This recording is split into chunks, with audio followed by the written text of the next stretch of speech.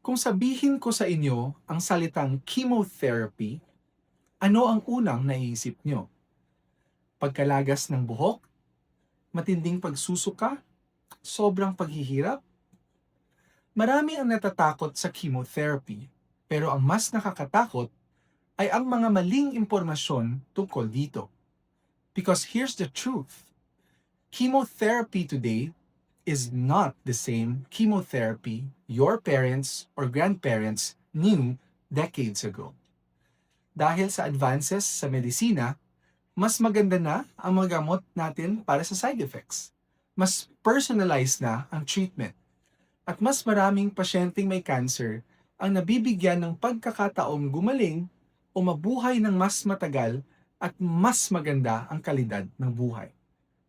So before you fear chemotherapy, let's first understand it. Dum, dum, dum, dum, dum, dum. Welcome to Everything About Cancer with Doc Fred Ting.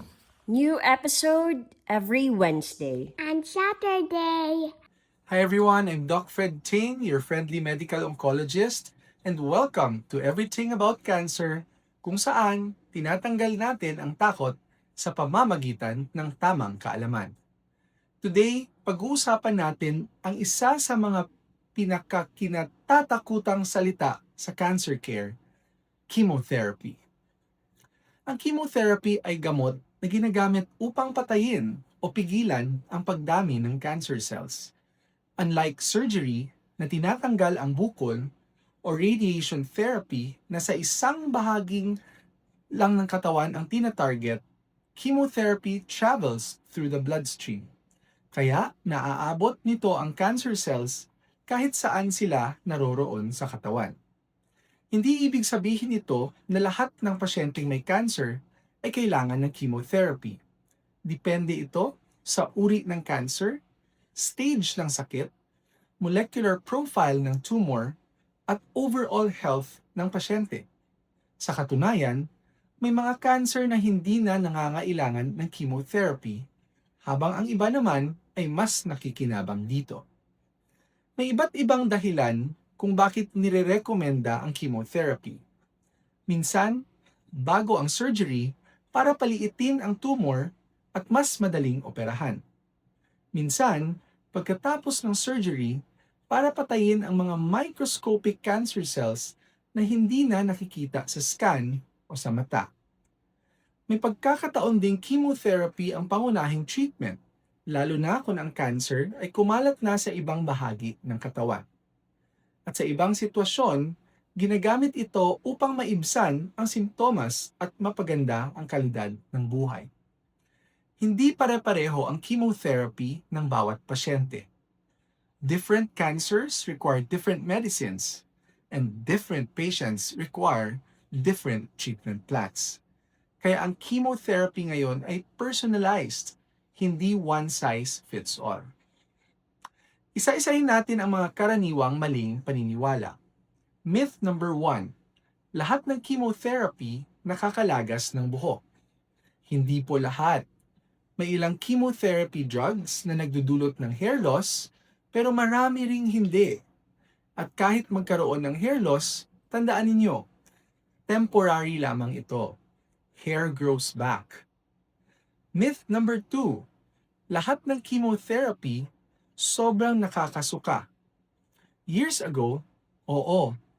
Pero ngayon, napakarami na nating anti-nausea medications na napakabisa. Maraming pasyente ang nakakakain, nakakauwi, at nakakagawa pa ng kanilang normal na activities. Myth number 3. Kapag chemotherapy na, ibig sabihin, terminal na ang cancer. Hindi ito totoo.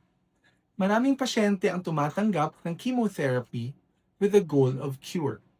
For others, chemotherapy helps control the disease for many years while allowing them to continue working, traveling, raising their families, and living meaningful lives.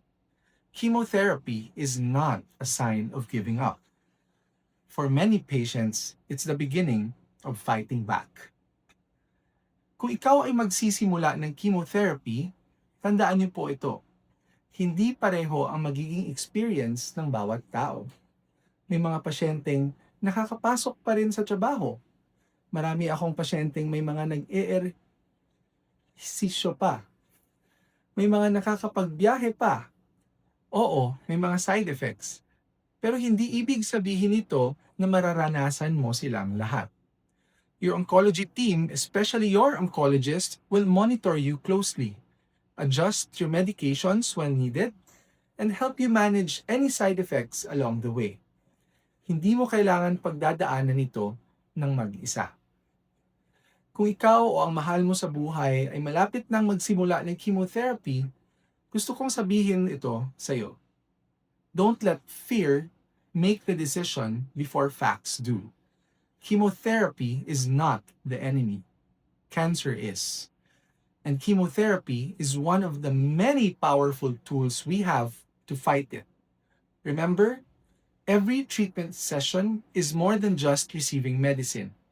It is another step towards hope, another step towards healing, another step toward more birthdays, more memories, and more time with the people you love. I'm Doc Fred Ting, and this has been Everything About Cancer. If this video helped you, share it with someone who needs hope today.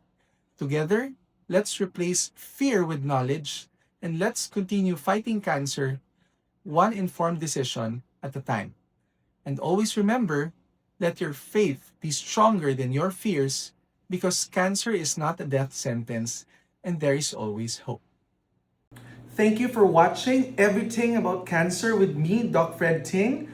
If you found this episode helpful, please like this video, share it with your family and friends, and subscribe to the channel so we can spread accurate and reliable information about cancer to more people.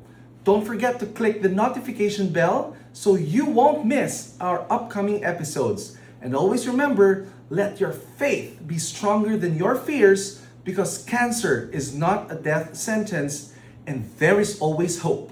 Again, I'm Doc Fred Ting, and see you in the next episode of Everything About Cancer. Dum, dum, dum, dum, dum, dum. Welcome to Everything About Cancer with Doc Fred Ting. New episode every Wednesday. On Saturday.